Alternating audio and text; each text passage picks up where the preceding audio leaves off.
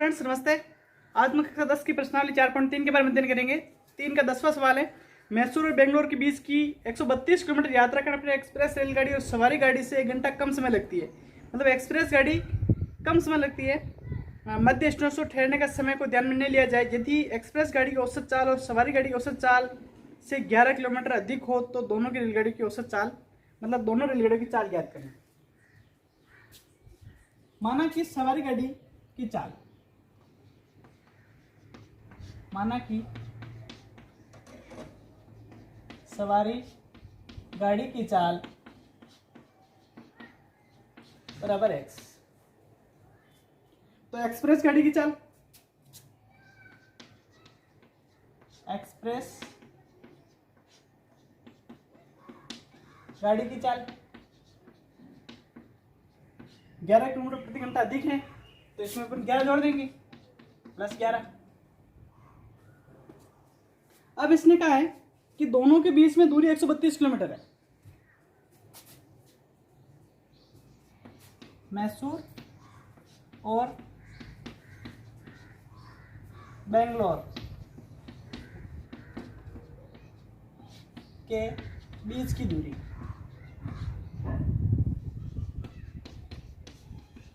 132 kilometre. अब आपने क्या दे रखा है, चाल दे रखी है और दूरी दे रखी है, और अंतर दे रखा है सिर्फ समय का। तो समय निकालने के लिए क्या सूत्र है अपने पास, समय बराबर दूरी बटेवा चाल। समय बराबर क्या होता है, दूरी बटेवा, मतलब दूरी में चाल का भाग देंगे तो कितने घंटे लगेगा वो आपको दूरी बता देगा, कितना समय लगेगा। तो समय का अंतर दे रखा है 1 घंटा। तो अपन क्या करेंगे, 132 प्रश्नानुसार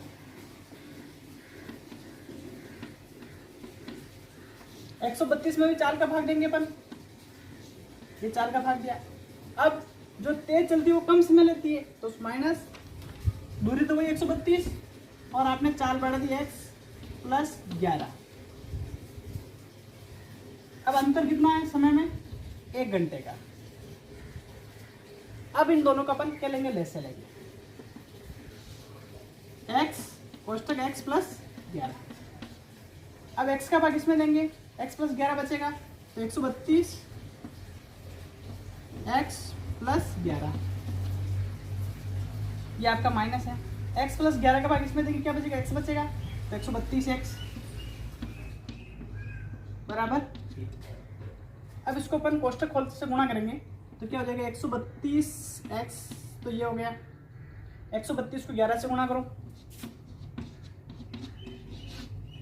132 into 132, 2 3 2 5 3 1 4 1, 1452 plus 1452 minus 132x बटेवा x को x से गुणा करो, एक्स स्क्वायर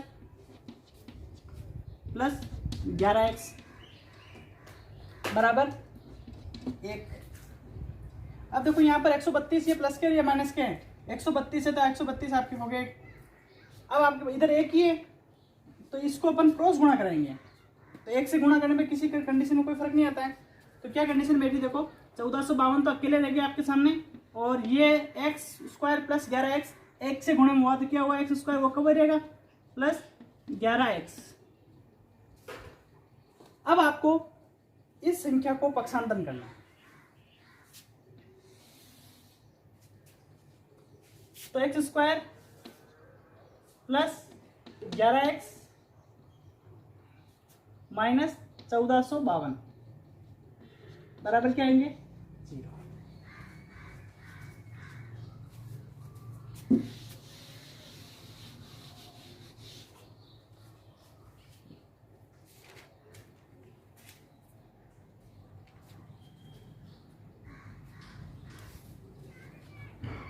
अब यहाँ पर अपन द्विघाती सूत्र लिखने के लिए क्या करेंगे, a बराबर सबसे पहले लिखते हैं 1, और b बराबर क्या मिलेंगे आपको 11, और c बराबर आपको मिलेंगे माइनस के 1452। द्विघाती सूत्र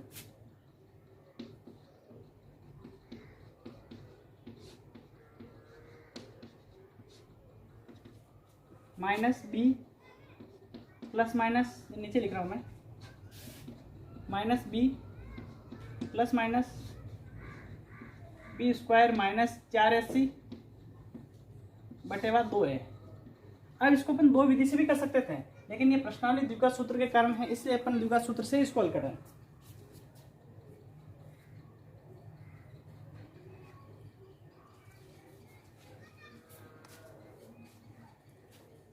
अब यहाँ पर इसका मान भरेंगे, तो माइनस का तो आपने 11 है, क्योंकि बी का मान 11 है, तो प्लस माइनस कुछ है ही नहीं है, ये आपका प्लस माइनस, और ये है 11 का स्क्वायर माइनस 4, ए का मान कितना है 1, और सी का मान कितना है 1452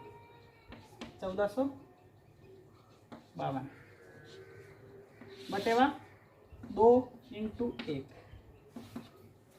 ये तो आपके माइनस के 11, कोई चेंज करना ही नहीं है, प्लस माइनस। अब 11 का स्क्वायर कितने होते हैं 121 माइनस, अब देखो यहाँ 1 से गुणा करने से कोई फर्क होता ही नहीं है। अब 1452 को किससे गुणा करना है 4 से, 4 दूनी 8, 520 को 0 हासिल लगा 2, 4 चक 16 17 18 18 को 8 हासिल लगा 1, 4 1 5। ये दोनों जगह माइनस है, तो माइनस माइनस क्या हो गया प्लस हो गया, तो 5 8 0 8 बटेवा 2 बराबर। अब देखो माइनस के तो 11 है ये, प्लस माइनस, अब 121 और ये जोड़ दो, 1 और 8 9 2, 1 और 8 9 और 5 बटेवा 2। अब अपन 59 29 का अपन निकालेंगे, आपके सामने वर्गमूल निकालेंगे अपन 59 29 का, 59 और 29। देखो 2 का भाग तो जाता ही नहीं है, 9 10 11 11 9 20 20 और 5 25, किसका जाएगा, तो ये इसमें भाग 3 का भी नहीं जा रहा है, तो अपन आगे संख्या को भाग देने का देखते हैं कि किसके बराबर ये आ रहा है संख्या। सबसे पहले अपन देते हैं 70 से ऊपर देते, देखो 0 0 0 7 7 49, मतलब यहाँ पर 49 आ रहे हैं, 80 देते हैं, देखा 0 0 0 8 64 64 से ज़्यादा हो जाते हैं, तो इसी की 20 संख्या मिलेगी आपको। 7 7 49 का 9 हासिल लगा 4, 7 7 49 49 और 4 53,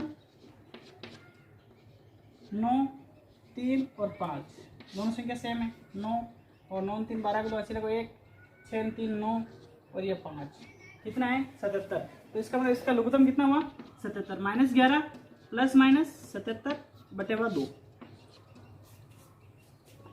अब अपन इसका चाल ज्ञात करते हैं, तो चाल ज्ञात एक बार आपको धनात्मक रूप में लिखना, एक बार ऋणात्मक रूप में लिखना होगा, तो सबसे पहले अपन धनात्मक लिखते हैं, धनात्मक स्थिति, तो माइनस 11 x बराबर माइनस 11 प्लस 77 बटेवा 2। अब 11 में से 11 माइनस 77 प्लस के होते कितने 67, और 66 में 2 का भाग 2 कितने आते हैं 33। अब ऋणात्मक कंडीशन,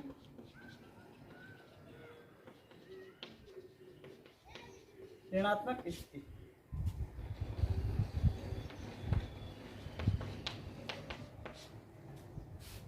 x बराबर माइनस 11 और माइनस के 77 बटेवा 2, 88 माइनस के बटेवा 2 कितना है माइनस के 44 बराबर माइनस के 44। अब देखेंगे अपन कि रेलगाड़ी की चाल क्या है, माइनस में हो सकती है नहीं हो सकती है, तो चाल ऋणात्मक असंभव रेल तो अपने एक्स चाल किसकी बनी थी? सवारी गाड़ी की चाल। तो सवारी गाड़ी की चाल कितनी होगी? 33। सवारी गाड़ी की चाल बराबर 33 किलोमीटर प्रति घंटा। तो एक्सप्रेस रेलगाड़ी की चाल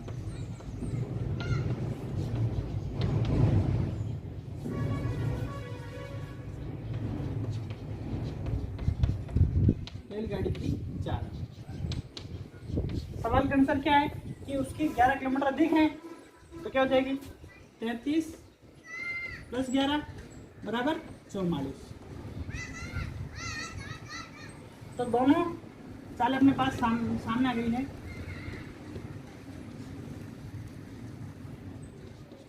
तो एक तो 33 किलोमीटर की है और एक 44 किलोमीटर की है। इस प्रकार ये अपना सवाल पूरा हुआ। वर्गों का क्षेत्रफल का योग 468 मीटर स्क्वायर है। यदि परिमापों का अंतर 24 मीटर हो तो दोनों वर्गों की भुजाएं ज्ञात कीजिए। तो आपको 2 वर्ग दे रखे हैं, और तो अपन मानेंगे एक वर्ग है। माना कि एक वर्ग की भुजा, एक वर्ग की भुजा बराबर x है। तो क्षेत्रफल क्या हो जाएगा? भुजा इंटू भुजा या भुजा स्क्वायर। तो क्षेत्रफल बराबर x स्क्वायर। अब परिमाप 4 इंटू भुजा होता है, तो 4x। अब दूसरे वर्ग की भुजा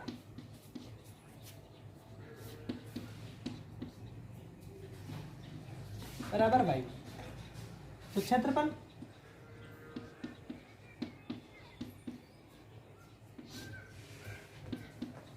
बराबर y स्क्वायर मतलब भुजा स्क्वायर। तो परिमाप कितना हो जाएगा? 4 इंटू भुजा तो 4y। अब आपको प्रश्न के अनुसार चलना है। प्रश्नानुसार प्रश्न ने क्या कहा है कि दोनों क्षेत्रफलों वर्गों के क्षेत्रफलों का योग 468 मीटर स्क्वायर है।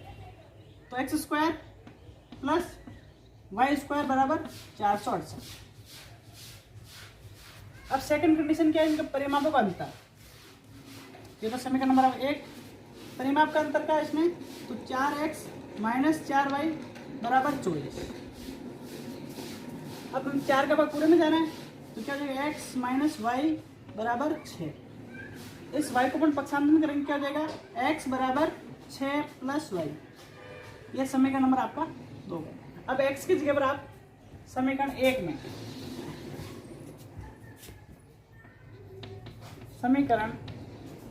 में x बराबर 6 + y रखने पर,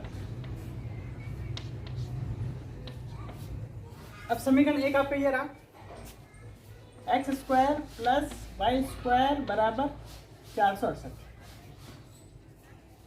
अब x की जगह 6 + y लिखो। 6 + y का स्क्वायर प्लस y स्क्वायर बराबर 468।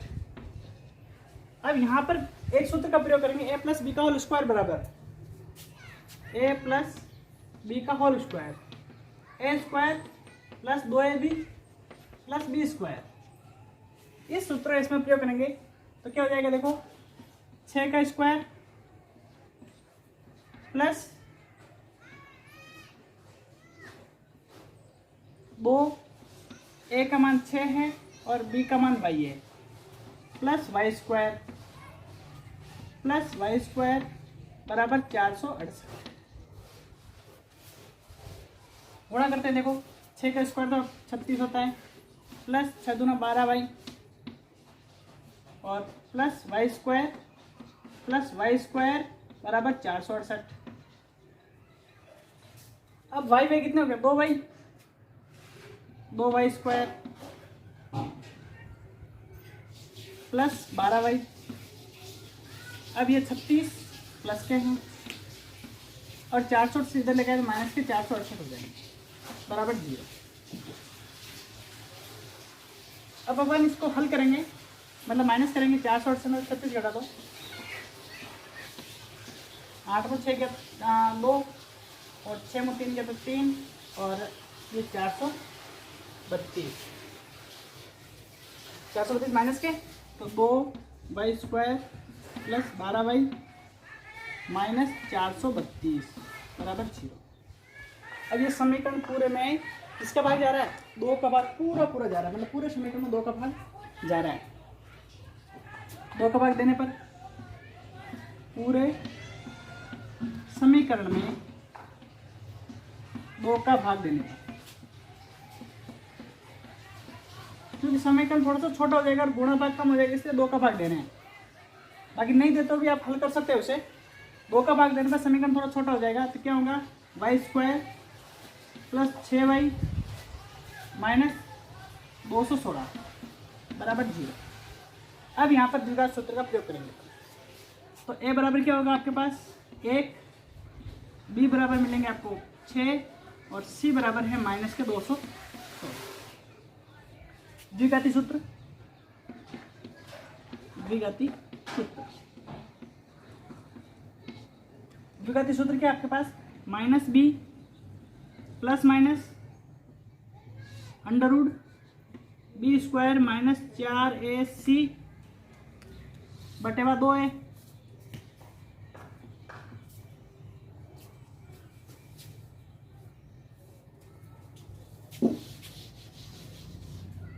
अब इस सूत्र में अपन मान भरेंगे। माइनस b तो आपके 6 हैं, माइनस का 6 प्लस माइनस ये आपके अंडर रूट सवाल में पहले ही लगा हुआ है। अब देखो b² तो 6 का स्क्वायर, 6 का स्क्वायर माइनस 4, a का मान कितना? 1 है और c का मान कितना है? 216 इंटू माइनस 216 बटेवा 2a, 2 इंटू 1। अब इसको अपन हल करते हैं, तो देखो ये तो आपका माइनस वैसा ही है, अब शुरू तक यही चलेगा, माइनस की संख्या वही रहेगी। अब अंडर रूट 6 का स्क्वायर कितने होते हैं? 36। अब देखो माइनस इधर भी है, माइनस 216 है और माइनस के ये तो हो गया आपका प्लस। अब सिर्फ 216 को आपको 4 से गुणा करना रहेगा, क्योंकि 1 से तो कोई परिवर्तन होता ही नहीं है। तो 6 चौक 24 का 4 हंसी लगा 2, 4 हम 2 6 और 4 दूनी 8, 864 बटेवा 2।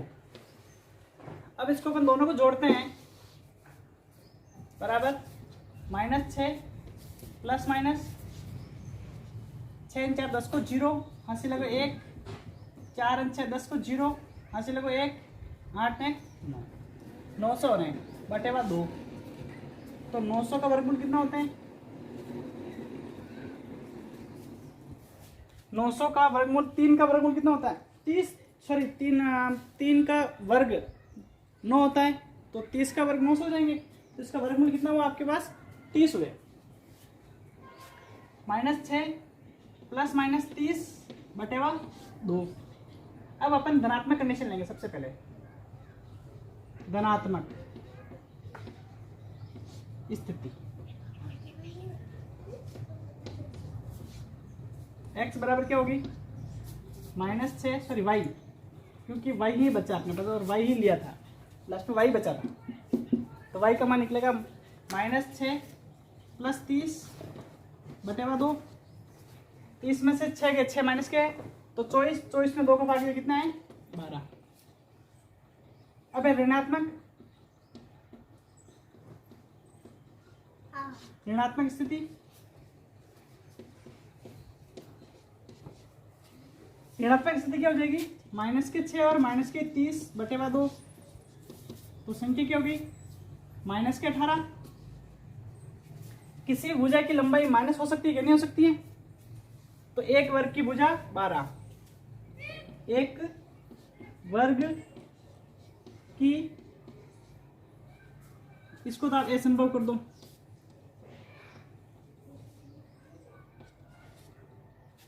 वर्ग की भुजा बराबर तो 12। अब दूसरे ने क्या कहा, समीकरण 2 में x बराबर, समीकरण 2 में मान भरने पर y बराबर 12, समीकरण 2 में मान रखने पर